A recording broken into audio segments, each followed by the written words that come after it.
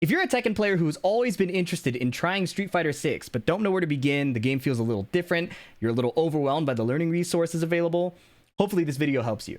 I can't claim to be a high-level player, but during my first week of Street Fighter 6, I placed in Rookie. So for my first 7 days, I went from Rookie to Gold. But on the 23rd day of my practice, I made it to Master Rank. So while I can't claim to be an expert on everything about the game and all the minute details, because there's a lot of detailed gameplay and nerdy stuff you can learn in this game, I believe I've found really important things to focus on as an absolute beginner that will give you the most bang for your buck in learning this game. So let's get into my top 7 tips for learning Street Fighter 6. The first thing is that this is a walking game. It's not a dashing game.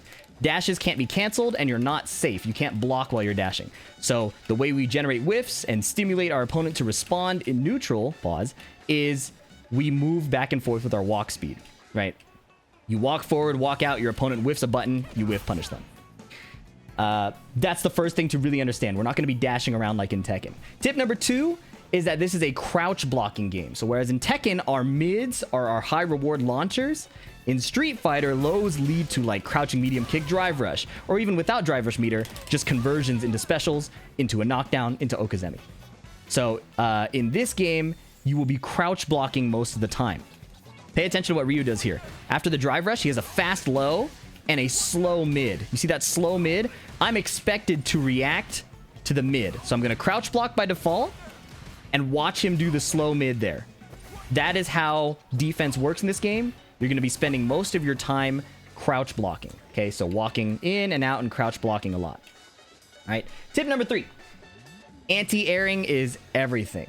All right, all this walking back and forward and generating whiffs doesn't matter if your opponent jumps in on you and gets a big plus frame overhead, right? Practicing your anti-airs and warming up before every session will save you a ton of sanity. It's arguably more fundamental than throw breaking in Tekken. There's a built-in anti-air drill. I'll show you how to set this up later, but you're going to want to learn your character's anti-air, whether it's just a standing normal that has high reaching properties, like Cammy's back medium punch, or the traditional dragon punch or DP.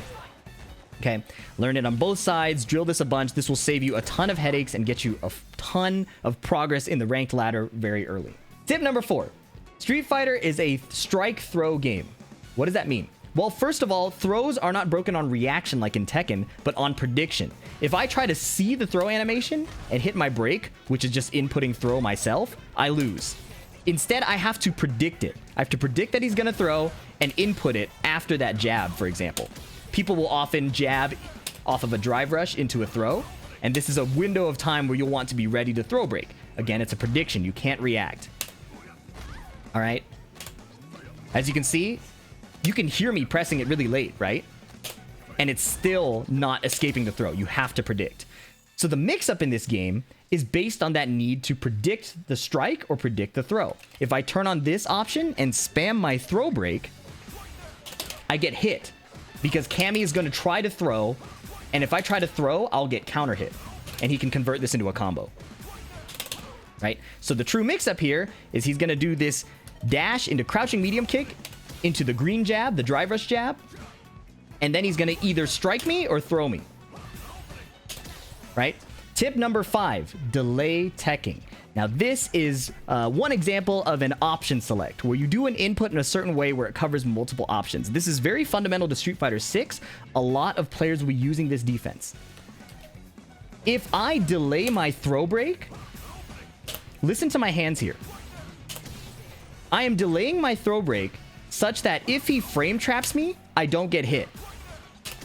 But because of the generous window of the throw break, I can still tech the throw if I press it this late. The rough frame data for how much to delay your tech is 6 frames. You'll learn to do it by feel and visually, where you can input your throw tech and you won't get hit by this frame trap. There's a drill in the game to help teach you this. I'll show this at the end of the video. So delay teching is a super strong defensive option, but it's not bulletproof. The cool thing about Street Fighter is if you call out your opponent's specific defensive option, you can cash out for a ton of reward. So I have Ryu set to do a wake up delay tech. Basically, I set it so that when he does a wake up reversal, it's a normal throw, and it comes out after 6 frames of delay. Okay. So when I throw him here, if I try to throw loop him, he's going to tech the throw, right? If I try to frame trap him with a hitbox, he still blocks it because of that 6-frame delay. So how do I call this out?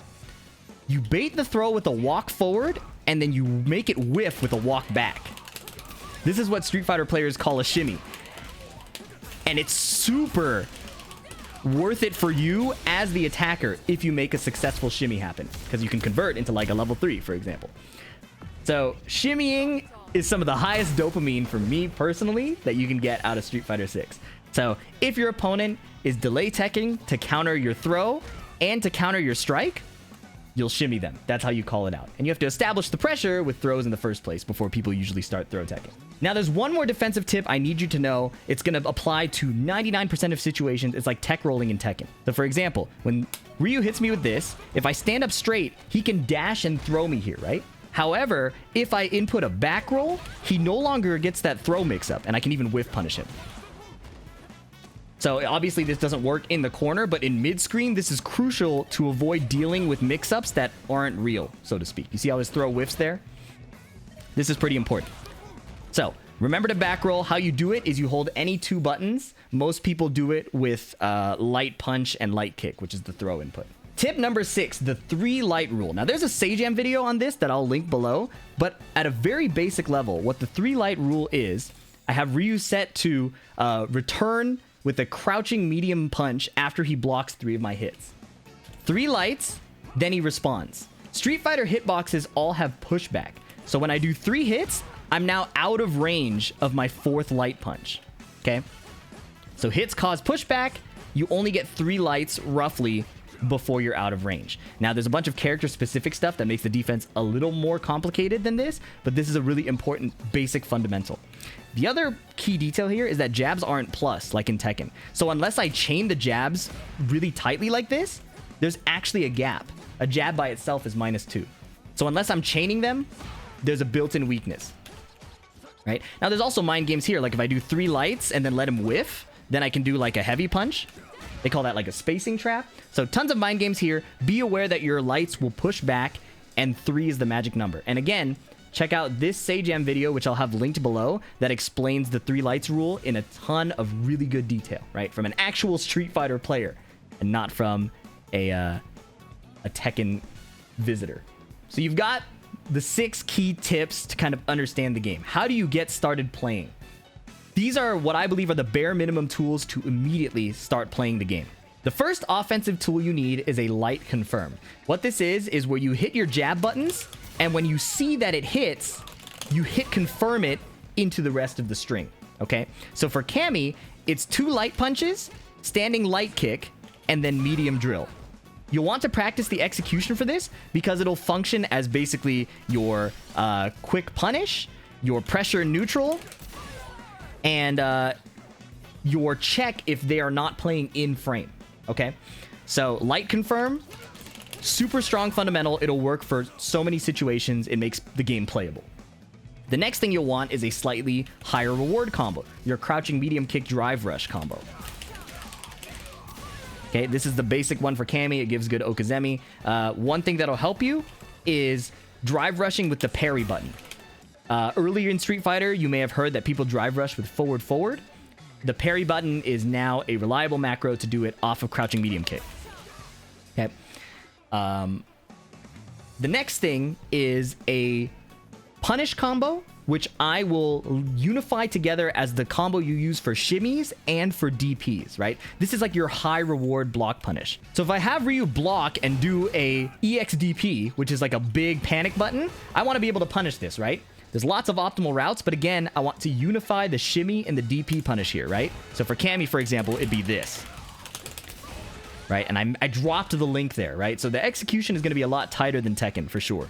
The key thing to note here is when the game says punish counter like that, it means you successfully block punished or with punished. It gives you the most frame advantage. Certain combos only work with punish counter. Okay? And as you saw earlier, if I have him set to do wake up normal throw, I'm using the same combo here.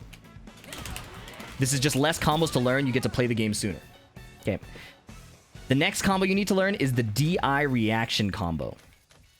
So at lower levels especially, tons of people will be doing DIs. So when you counter a DI, you can't use the same combo that you do for your shimmy or your DP, because the punish counter property is applied to your counter DI.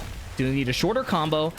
Ask around on Discords what's a simple one for your character. Try to keep it as simple as possible. I think you can optimize combos later, especially watching high level play, but this is a great place to start.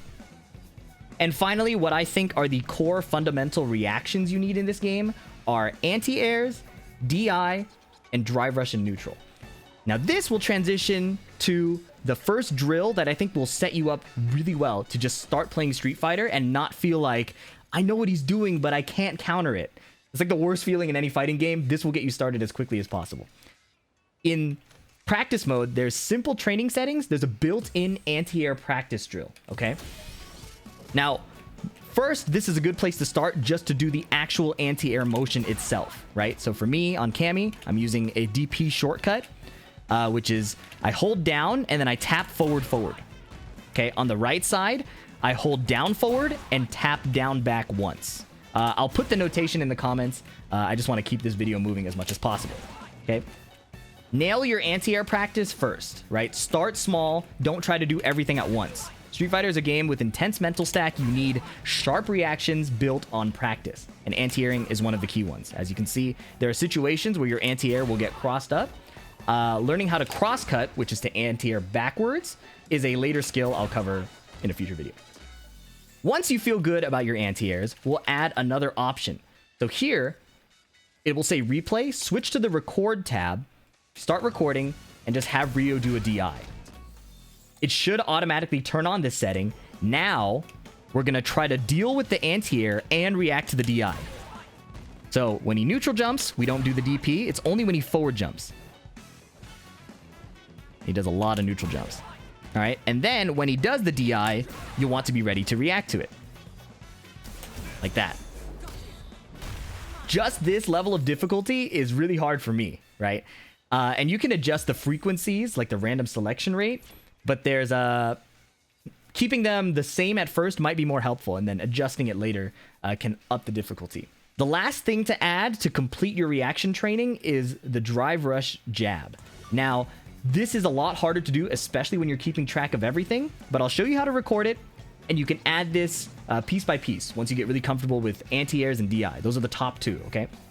So, to drive rush from neutral, most people hold parry and then double tap forward. Or they do forward parry forward, like this. Okay? Forward parry forward. Now you're going to record Ryu. I'm going to reset. You're going to record Ryu doing forward parry forward jab. Like that. Okay? Now I've turned off every other option except the drive rush jab. The goal here is to react to the green and put out a button, right, to check him. Now you're going to want to do it at around this particular range, because this is the same range where Ryu will do his forward jump, right? So you react to the green. As you can see, I'm a bit slow, while also reacting to the jump in.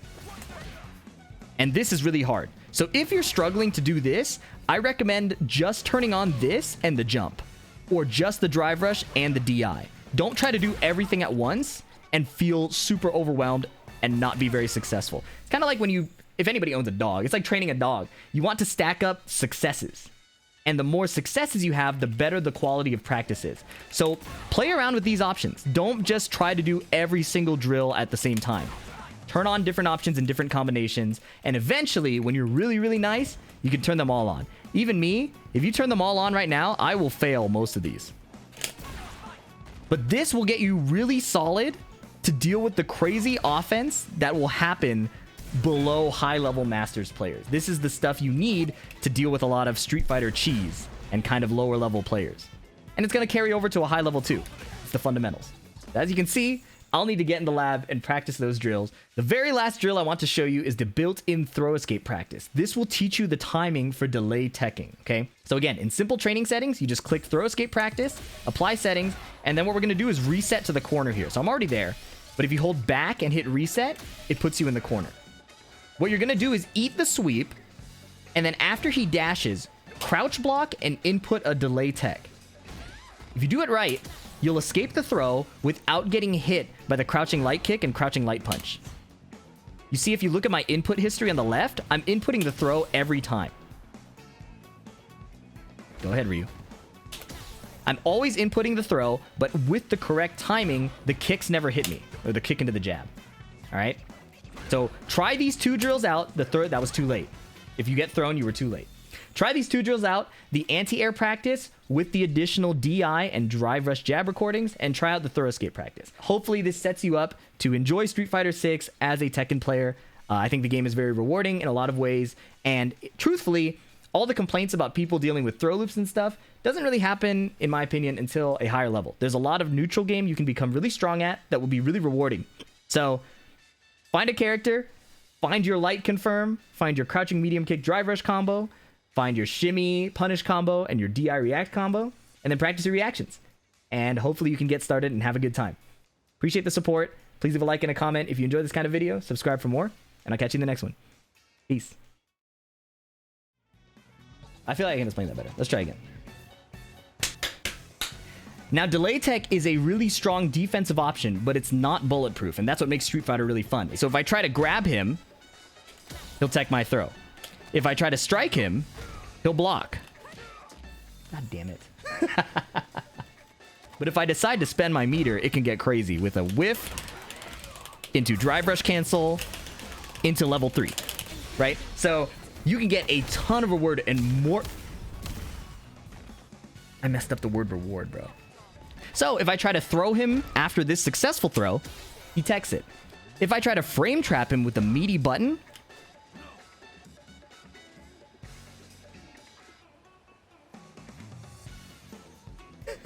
so delay teching is a super strong defensive option, but it's not bulletproof. What makes Street Fighter so cool is if you call out your opponent's specific defensive option, you get a ton of reward. Here in the wake up reversal settings, I have Wii U.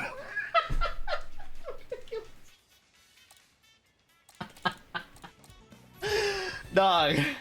This is where Street Fighter players talk about shimmying, which is one of the coolest, highest reward reads you can make. I know he's gonna delay tech, so I walk up to bait it.